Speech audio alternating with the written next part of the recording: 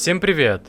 Много всякого разного пришлось пережить дилерам АвтоВАЗа за последние пару лет. Но вроде ничего, справились. Однако новая и очень неожиданная напасть поджидала их. Судя по последним новостям, у дилеров случилось затаривание складов. Если говорить конкретно, то не получается продать новые Весты. А они продолжают и продолжают приходить с завода, поэтому их надо куда-то складывать. На данный момент у многих автосалонов скопился уже трехмесячный запас машин. Если так пойдет и дальше, то запас может стать уже на полгода. Как так вышло, что россияне не хотят покупать Ладу Весту? Все просто и прозаично. После выхода нового поколения с приставкой NG, Веста сильно прибавила в цене. Если не брать минимальные комплектации за 1 миллион 200 тысяч, то за хорошо оснащенную Весту сегодня придется отдать уже около 2 миллионов рублей. Примерно столько же стоят многие китайские машины, например Haval Jolion или Chery Tiggo 4 Pro, не говоря уже про всякие Алсфины или Livan X3 Pro, которые заменили российским девушкам Ладу Калину.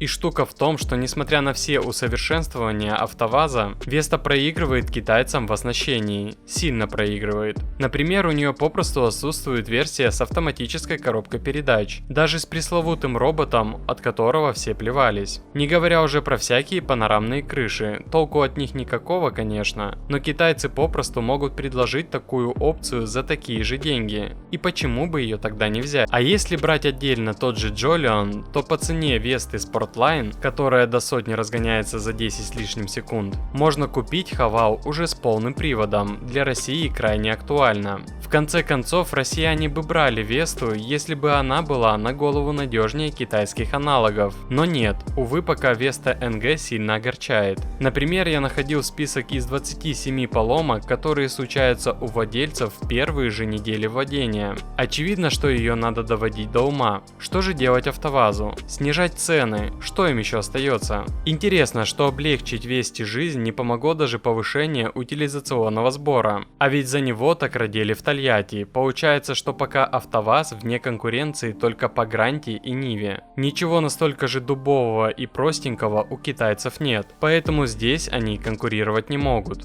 Но вот если АвтоВАЗ пытается бороться с марками из Китая в сегменте современных автомобилей, то пока терпит фиаско даже на своей территории. А как считаете вы, насколько нужно снизить цены на автомобили? Пишите в комментариях.